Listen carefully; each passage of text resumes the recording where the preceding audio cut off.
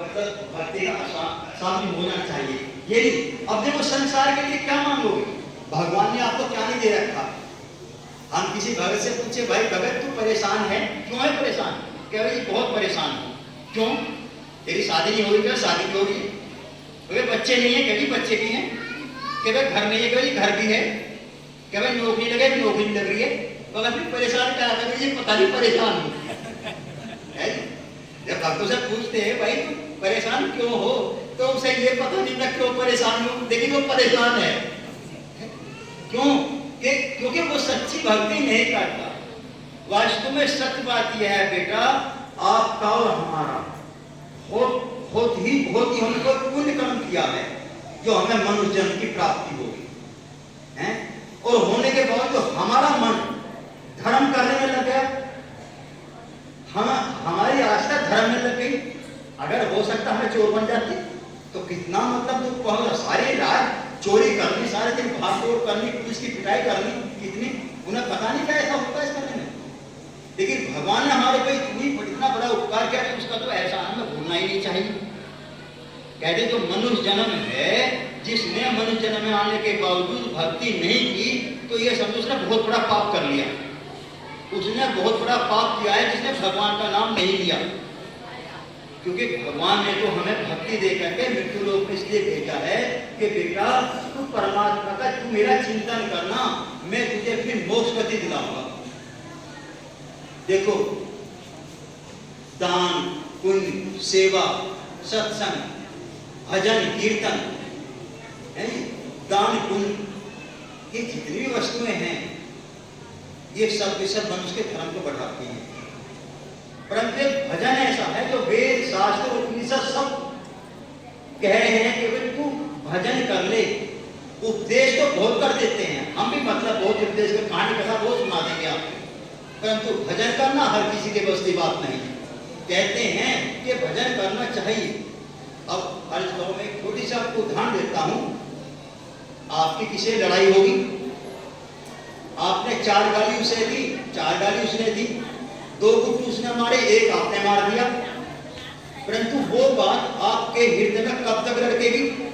पूरी रात नींद नहीं आएगी। साले से बदला लेना है, ये करना है, वो करना, बार बार उस बात को रिपीट करते रहोगे। जितनी उस बात को रिपीट करते रहोगे उतनी ही उसमें ताकत बढ़ती रहेगी, उसका विस्तार फैलता रहेगा। वो ना आपको धर्म करने देगा, ना वो कर्म करने देगा। क्या करेगा? शरीर में क्रोध, लोभ, ये वे किसी को पैदा देके पिटवा दें, चाहे अपने आप पिटेंगे, चाहे मेरी जमीन बिक जाओ, चाहे मेरा घर बर्बाद हो जाओ, उसका नाश जरूर करना, यही आएगी ना मन में, हैं? परंतु आपने भजन किया, आपने भजन किया, अभी मेरे साथ में 10 मिनट के लिए बैठ के आपने भजन किया, ओम का उच्चारण किया, और ये जो ओम का उच्चारण आपने किया, जो आपके अंदर से प्रकंपन निकले, वो सारे होल में छाए, फिर सारे बाहर चले गए, फिर सारे वायुमंडल को शुद्ध करते चले गए। जब भी परमात्मा का आपके अंदर ये विचरण आएगा, जब ये दृश्य आएगा,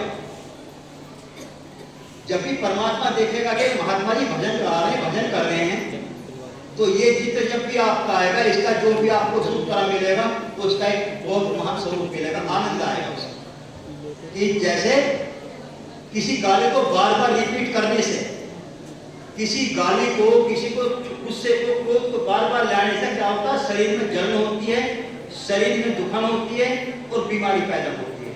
परंतु भगवान का नाम लेने से कभी दुखन नहीं होती, शांति मिलती है। और नहीं तो जो मैंने आपसे उच्चारण कराया है, अगर किसी को भी पेट में गैस भी बनती हो और लंबा गहरा सांस ले, जितना लंबा लिया जाए, और ओम का उच्चारण 7 बार कर ले।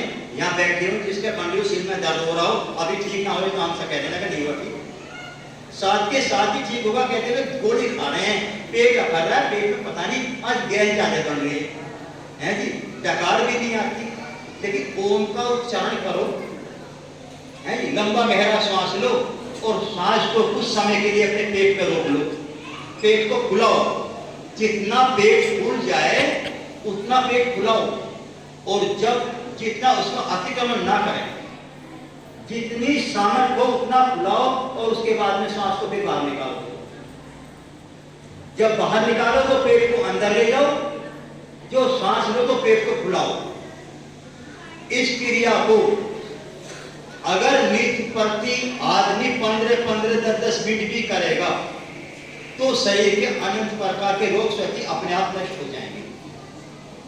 जैसे हाथों में शून्यता, आंखों से कम दिखना, है बालों का सफेद हो जाना, है पैरों में झंझनाहट होते, पैर सोते रहते ना, बुक्की मारते रहते पैर में, पता नहीं पैर सो गए, पैर ही मारते बहुत जल्दी सो जाते हैं।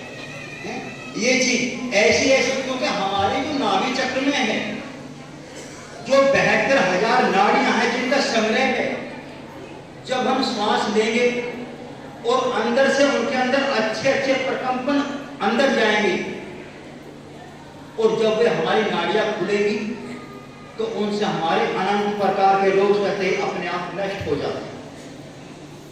और अगर आप सांस छोटा लेते, जितना आप अतिक्रम नहीं करेंगे, उसको छोटा सांस लेंगे, उधर में सांस नहीं जाएगा, उतनी बीमारी बढ़ती चली जाएगी। दमने वाला सांस जल्दी लेता ना तो नहीं, उसको नहीं होगा, क्योंकि सांस लंबा गहरा लो, दमना भी खत्म हो जाएगा। कोई भी किसी प्रकार का रोग है, इस क्रिया के कारण, इसको इसे कहते हैं शिवराज क्रिया, शिवराज क्रिया, शिव का अध्यान करना। लंबा गहरा सांस लें और उदर में भरें।